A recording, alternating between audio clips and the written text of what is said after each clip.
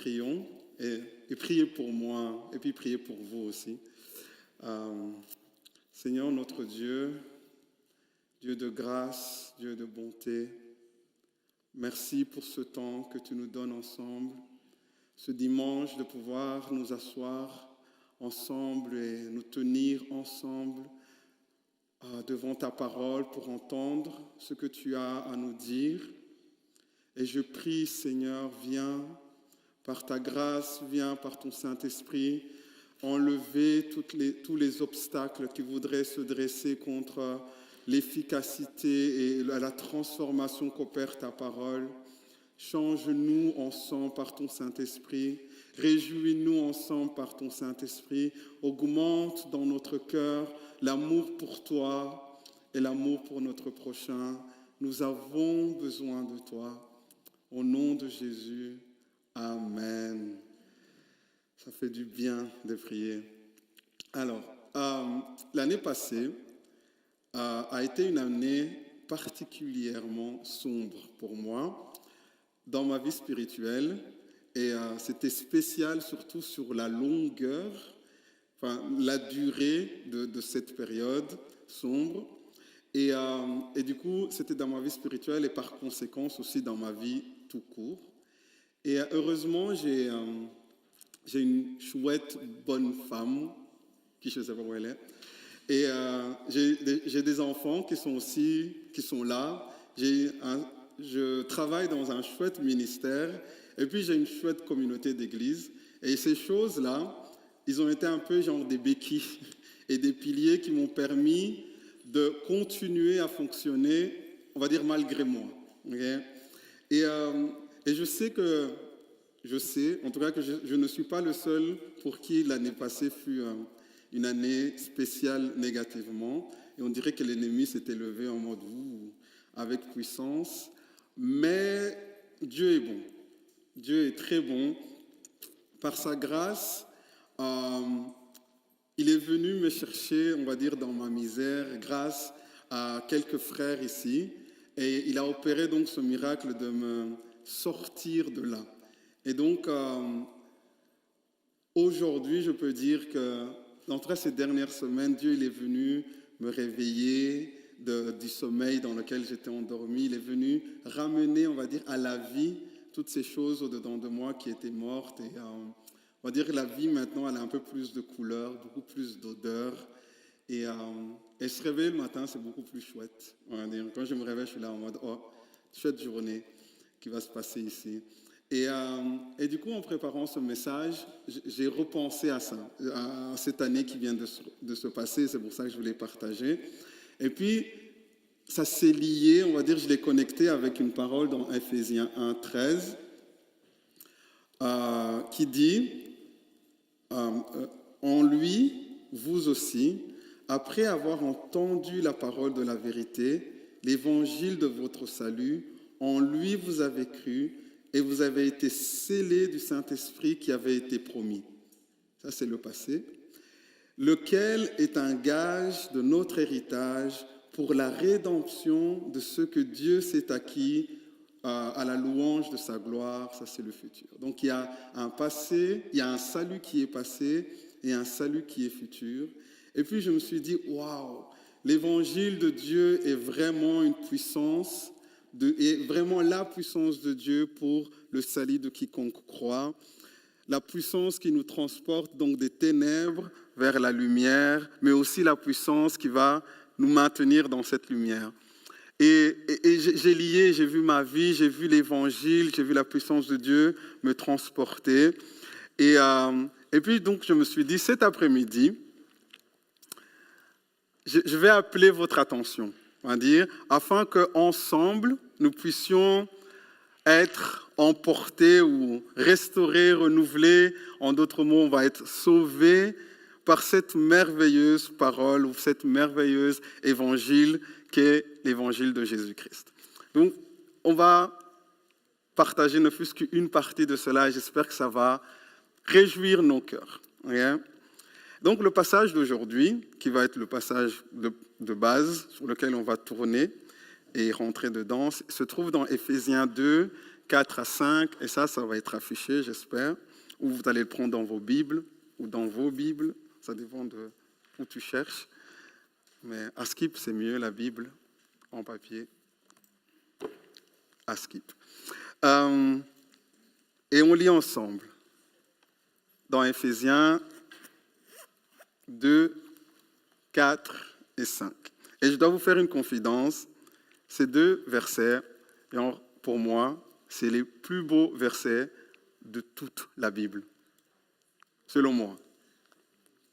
Et du coup, ça commence et ça lit. « Mais Dieu, qui est riche en miséricorde, à cause du grand amour dont il nous a aimés, nous qui étions morts par nos offenses, il nous a rendus à la vie avec Christ, car c'est par la grâce que vous êtes sauvés. Mais Dieu, qui est riche en miséricorde, à cause du grand amour dont il nous a aimés, nous qui étions morts par nos offenses, il nous a rendus à la vie avec Christ. » Donc, ce passage que nous venons de lire et qui est très beau, et j'espère qu'à la fin, vous serez d'accord avec moi qu'il est vraiment très beau, commence par un « mais ». Okay? Et donc, Diane, tu peux le laisser. Hein.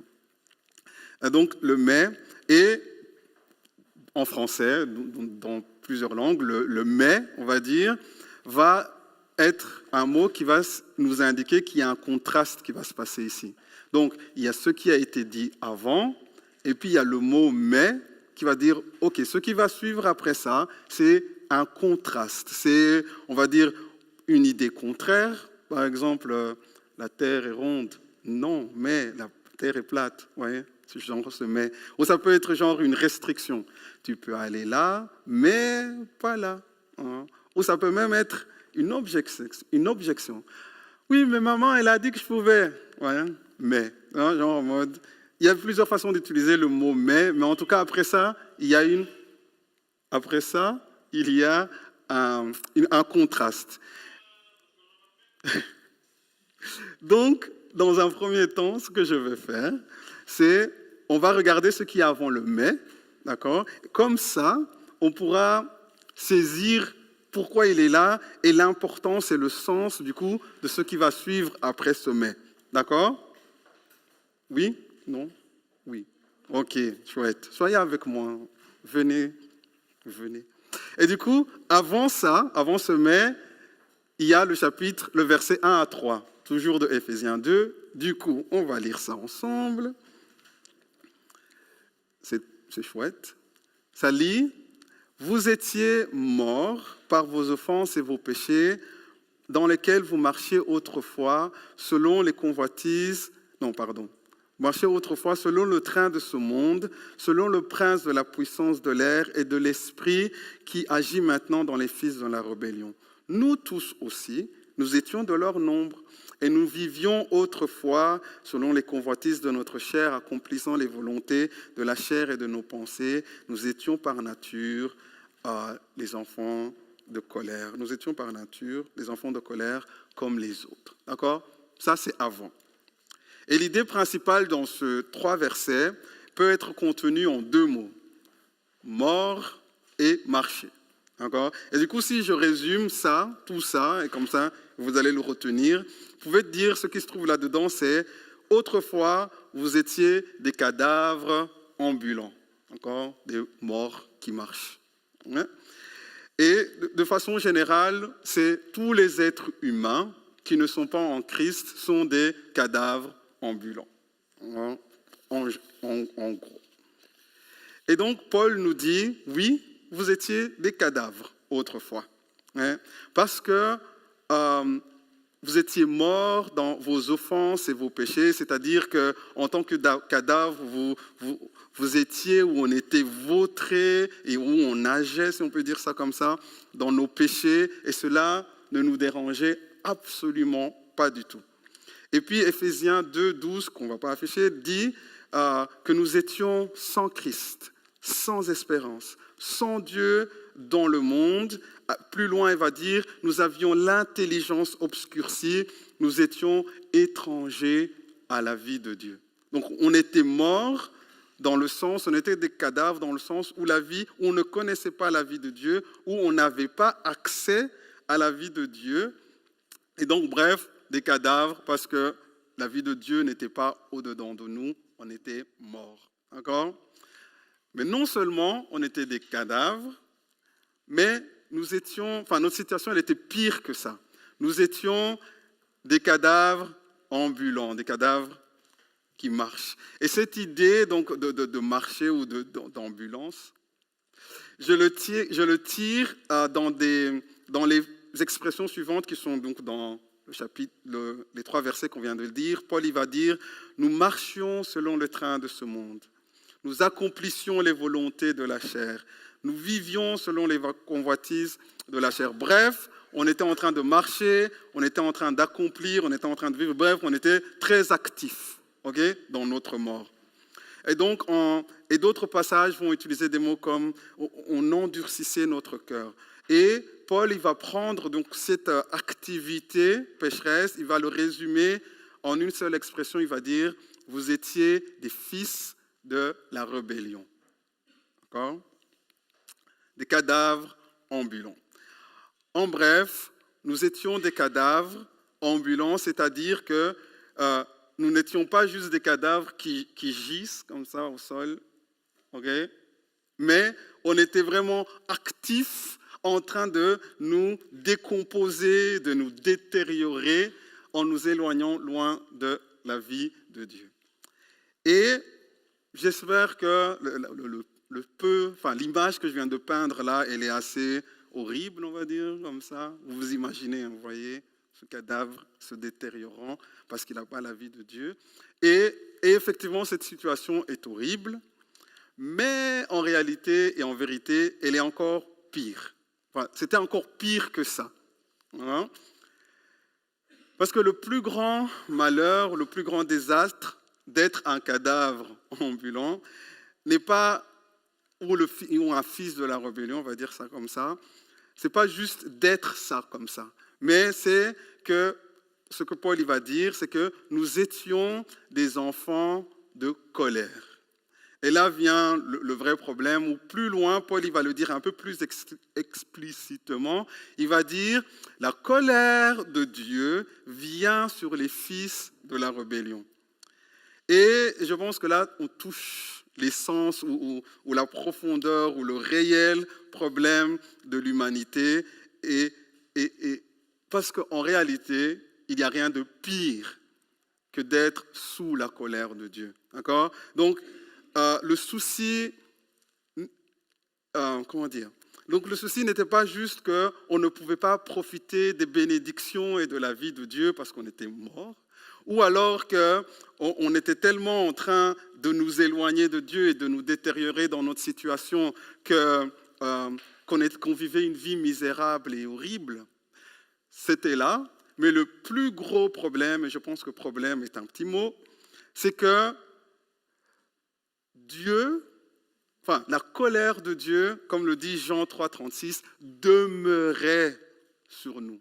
Donc, on était sous la colère de Dieu. Dieu nous regarde. Le Dieu créateur de l'univers nous regardait, les yeux rouges de colère, avec un souffle haletant, rempli de désir d'exterminer, d'éradiquer, d'enlever cette personne-là qui obstrue son champ de vision. Cadavre ambulant, sous la colère. Et ça, c'était ta destination, c'était ma destination, ou c'est ta destination. Mais Dieu. C'est là où on est censé dire Amen. Ou alors, je n'ai pas été clair. Non, donc, mais Dieu. Dieu est intervenu. Nous étions des cadavres ambulants sous la colère de Dieu, mais Dieu. D'accord ? Et donc, par nous-mêmes, nous ne pouvions qu'exciter la colère de Dieu. Nous ne pouvions pas changer. Un cadavre, comme je l'ai dit, tout ce qu'il sait faire, c'est se détériorer et se décomposer. Donc, il ne sait pas faire autre chose, quoi. Et nous étions des fils de la rébellion, ça veut dire qu'on est né de la rébellion et on est dans la rébellion. C'est notre nature, c'est tout ce qu'on sait faire, mais Dieu est bon. Mais Dieu, il est venu et les choses changent. Les choses changent. Amen. Donc, pour revenir à notre verset de base, mais Dieu, d'accord, mais Dieu, qui est riche en miséricorde, à cause du grand amour dont il nous a aimés, nous qui étions morts par nos offenses, il nous a rendus à la vie avec Christ. Et ici, j'aimerais faire une petite parenthèse pour vous faire remarquer quelque chose. Donc, au verset 3, comme je viens de dire, le verset dit la colère, enfin, Dieu nous regarde plein de colère. D'accord ? Et puis, le verset 4, le même Dieu nous a aimés d'un grand amour. Ok ? Et je me suis dit, oh waouh, quel Dieu, quel amour. Enfin, genre, je me suis dit, l'amour de Dieu, il est tellement large qu'elle peut atteindre l'objet de la colère de Dieu. Dieu, il étend son amour jusqu'à ce qu'elle atteigne ceux pour qui il est en colère, ou bref, ou pour le dire avec les mots de Psaume 5, celui que Dieu est d'une parfaite haine, il peut aussi l'aimer d'un grand amour. Punaise. Non mais, Dieu, il est vraiment Dieu. D'accord ? Avec Siloé, on chante « Qui est comme toi ?» Ah ben, c'est une très belle question. Fin de la parenthèse.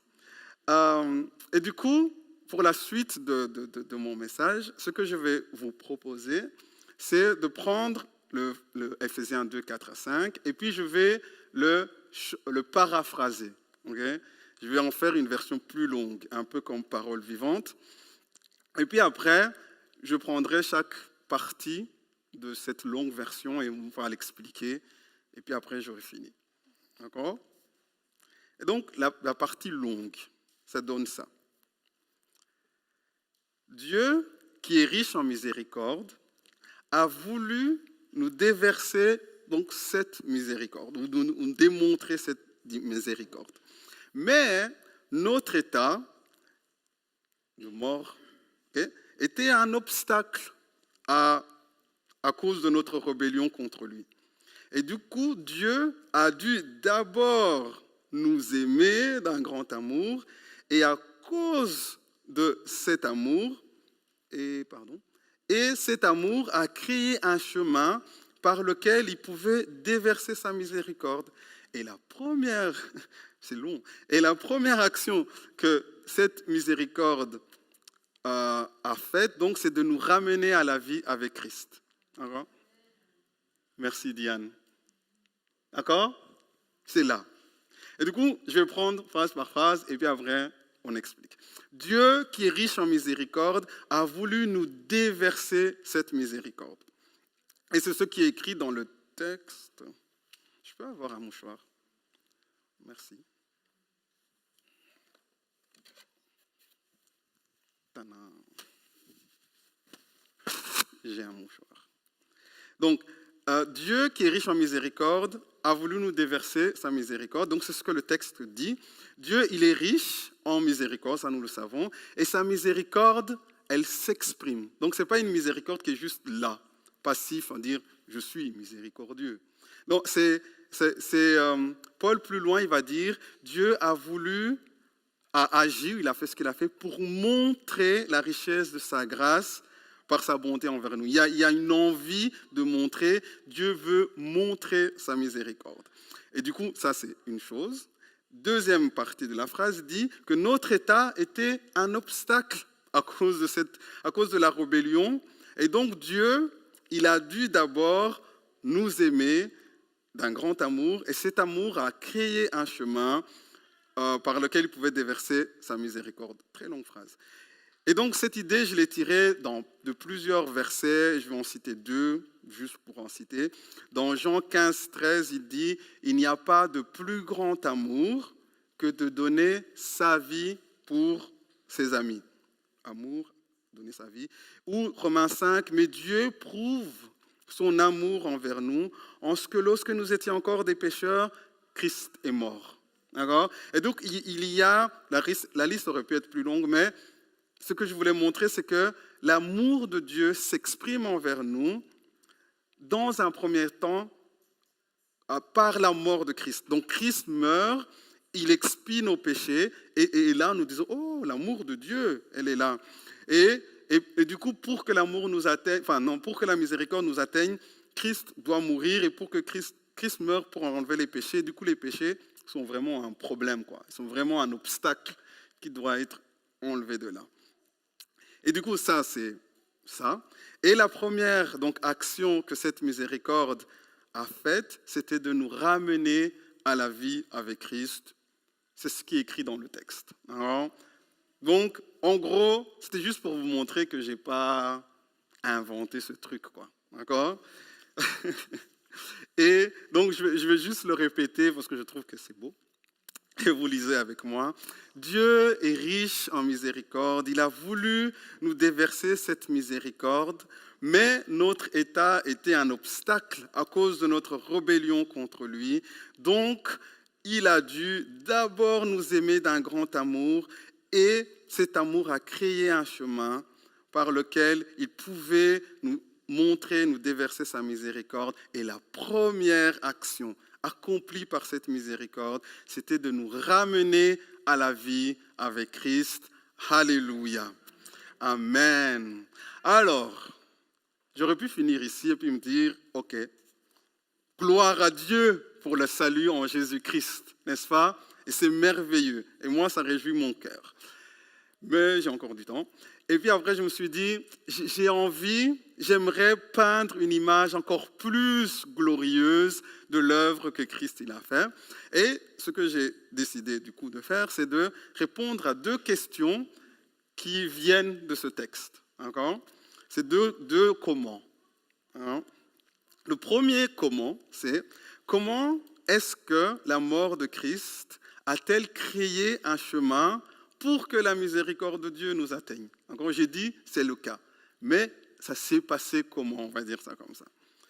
Et du coup, la réponse, c'est que l'une des accomplissements que la mort de Christ a fait sur la croix, c'était d'apaiser la colère de Dieu.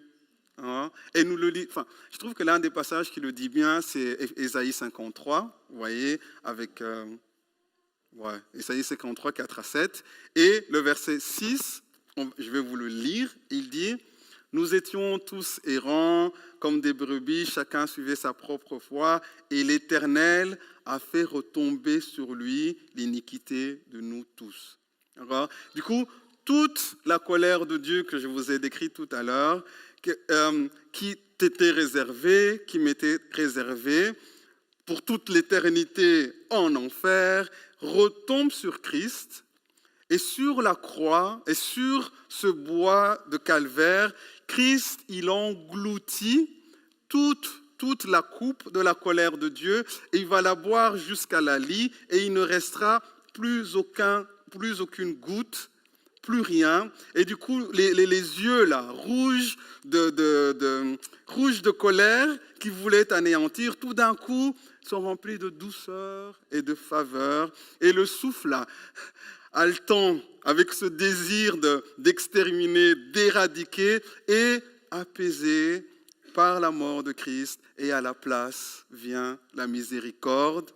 Gloire, gloire. Et au lieu de l'enfer, il y a le royaume des cieux qui s'ouvre, et des ennemis que nous étions, nous voici des enfants de Dieu. Amen. C'est dingue. Et puis Paul, il dit dans 2 Corinthiens 5, celui qui n'avait point connu le péché, Christ, il l'a fait, Dieu l'a fait devenir péché pour nous. Pourquoi? Pour que nous devenions la justice de Dieu. Gloire à Dieu. C'est fou. Amen. Voilà comment Christ crée un chemin pour que la miséricorde de Dieu nous atteigne. Deuxième question. Mais comment est-ce qu'on est rendu à la vie? Je dis, il nous a rendu à la vie. Comment? Qu'est-ce qui se passe? Alors, au premier chapitre de Éphésiens, Paul il va dire beaucoup de choses.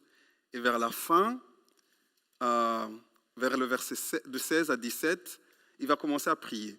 Okay? Et dans Éphésiens, il aime bien prier. Et il fait des chouettes prières. Et puis, dans sa prière, il va demander plusieurs choses. Et au verset 19, il va dire, Paul il va demander à Dieu, il va dire, je prie donc que Dieu illumine les yeux de votre cœur, d'accord, afin que vous sachiez quelle est l'infinie grandeur de la puissance de Dieu se manifestant avec efficacité par la vertu de sa force. Beaucoup de mots. Beaucoup de mots. Et puis plus tard, il dit, le verset juste après, il dit, cette puissance, Dieu il a déployé en Christ en le ressuscitant des morts. Donc je pense que vous voyez là où je veux en venir. Donc en d'autres mots, Jésus était mort. Il était enterré dans le tombeau. Et puis Dieu, c'est ce que la Bible dit, Dieu il a exercé, il a déployé une puissance, d'accord? Et cette puissance devait être infinie ou infiniment grande pour qu'elle puisse être efficace, pour qu'elle puisse agir, sortir ce corps ou ce Jésus-là, du coup, du tombeau. Elle devait être infiniment grande et Dieu l'a appliquée et pouf, Christ, il est revenu à la vie. D'accord? Et le passage nous dit que nous, donc le passage d'aujourd'hui, il nous dit, vous avez été ressuscités avec Christ. D'accord? Donc, tout comme Christ était mort, on était morts, des cadavres ambulants en train de faire leurs choses là. Et puis, nous étions enterrés, finis comme Christ. Mais tout, et puis, Dieu, tout comme Christ était mort, nous aussi nous étions morts. Et ensuite, tout comme Dieu, il a exercé cette puissance en Christ, pour nous aussi, Dieu, il a dû exercer une puissance, mais pas n'importe laquelle, une puissance qui devait être infiniment grande pour nous ramener à la vie. Et pouf, tu étais sauvé. Gloire, n'est-ce pas? Et du coup, comment es-tu sauvé? La réponse, Dieu a dû exercer une puissance. Ouais, vous voyez le défibrillateur là sur le cadavre mort là. Pensez à ça en plus. Un cadavre qui était là, Dieu exerce une puissance qui doit être infiniment grande pour être efficace et par elle, il te ramène à la vie, il me ramène à la vie et nous sommes sauvés. Amen. Et la même chose s'est passée, se passe et peut toujours aujourd'hui se passer. Amen. Et du coup, frères et sœurs, notre conversion, c'est pas un bête truc qui se passe comme ça. C'est pas banal. La conversion de n'importe quel être humain, c'est un grand miracle. Okay? Le Dieu de l'univers intervient avec la puissance que lui seul a et que lui seul possède et que lui seul peut opérer. Et puis, il te ramène à la vie. Et puis je me suis dit, waouh, la même puissance qui crée l'univers, la même puissance qui appelle Lazare et qui lui dit, sors de là, la même puissance qui sort Jésus du tombeau, c'est cette même puissance qui un jour a dit, venons, sors de là. Amen. Maman Anna, sors de là. Assinapol, sors de là. Toi, sors de là. Et cette voix nous atteint et merveille des merveilles, la vie nous revient et on marche Et on suit cette voie et nous sommes transportés ou transférés du royaume des ténèbres vers le royaume de son Fils. Oh, alléluia, la lumière du monde, Jésus-Christ. Bref, voilà comment est-ce que tu es sauvé. Alors, nous étions des cadavres ambulants qui demeuraient sous la colère de Dieu, la fureur ardente de Dieu, mais Dieu, qui est riche en miséricorde, à cause du grand amour dont il nous a aimés, il nous a rendus à la vie avec Christ. Et pour ce faire, Dieu d'abord apaise sa propre colère par la mort et le sacrifice de Jésus sur la croix. Et ensuite, l'infinie grandeur de sa puissance nous atteint et nous ramène à la vie. Et nous sommes vivants de la vie de Dieu en nous. Oh, gloire! Gloire, gloire à Dieu et à toi qui n'as pas vécu ce miracle.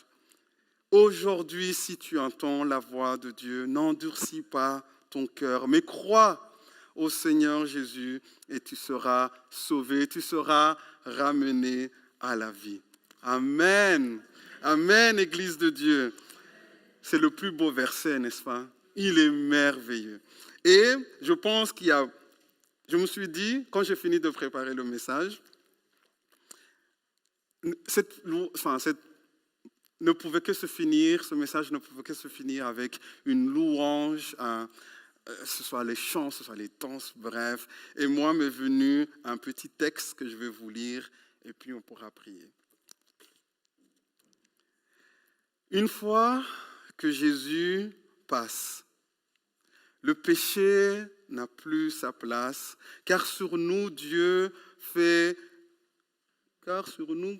briller sa face, pleine de miséricorde et de grâce. Nos profondes ténèbres rencontrent sa radiance, notre cœur de pierre ramené à la surface pour être renouvelé par son alliance. Les chaînes sont tombées, à nous la délivrance. Alléluia. Au loin la perdition et l'ignorance, à nous l'adoption et l'espérance. Au loin la perdition et la souffrance, à nous l'affection et la bienveillance. Dieu a fait de nous sa résidence. Au Seigneur Jésus, notre allégeance, son esprit, notre assurance qu'à jamais nous vivrons dans sa présence. Alléluia. À jamais nous vivrons dans sa présence, pour toujours ivres de son abondance, éternellement épris de sa magnificence.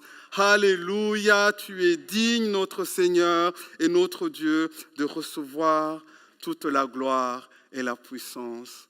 Oh, que l'Église de Dieu dise Amen. Amen. Nous avons un grand Dieu. Nous avons un grand Dieu et puissant, et l'œuvre qu'il a fait pour nous nous réjouira dans l'éternité. Amen.